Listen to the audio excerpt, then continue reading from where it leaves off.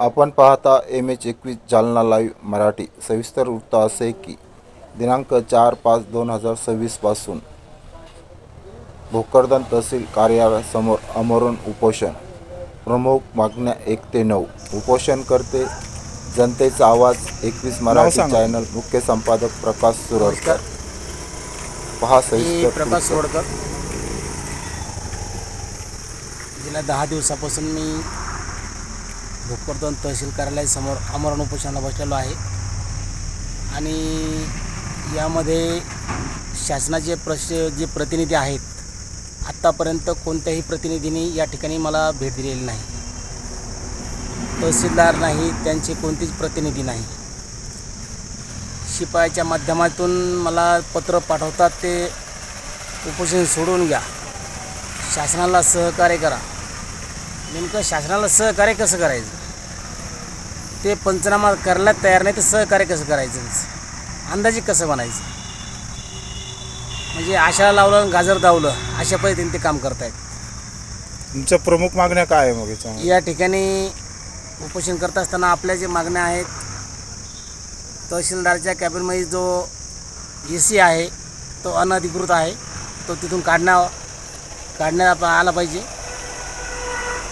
त्यानंतर survey number 39मध्ये जे अतिक्रमण केलेलं आहे रावसाहेब पाटील दानवे यांनी, तिथला पंचनामा झाला पाहिजे।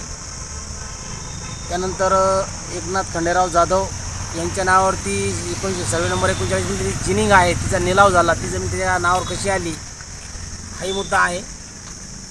त्यानंतर सर्वे नंबर 39मध्ये वडार समाजाचे भोकरदन नगर परिषदेच्या हद्दीमध्ये असलेले एका घराला सर्वसाधारण नोटीस देऊन, म्हणजे बांधकाम थांबवण्याची नोटीस देऊन बाकी 6 घरं पाडले, 5 घरं पाडले।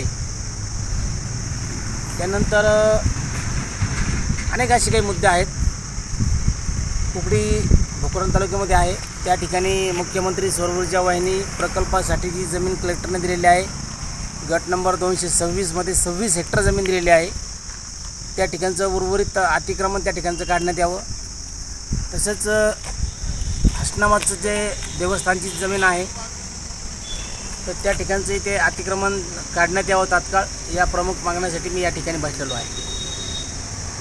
आजपर्यंत शासनाचे कोणते प्रतिनिधी तुम्हाला भेटायला आले? एक पण प्रतिनिधी आला नाही। एक आला होता, तो मुजोर तलाठी भाऊसाहेब सोनवणे, त्याने सांगितलं तात्काळ तू उपोषण सोड, इथं आम्ही पंचनामा करायला तयार नाही, म्हणून मी त्यासाठी या पेंडॉलच्या समोर आडवे या ठिकाणी मी एक बांगड्याची लाईन बांधलेली आहे आणि त्या बांगड्या त्याला घालायसाठी, आणि बांगडे घाला साहेब तुम्ही ते केळही खा, अशा पद्धतीने त्यांना आम्ही बांगड्यासुद्धा या ठिकाणी आणलेल्या आहेत।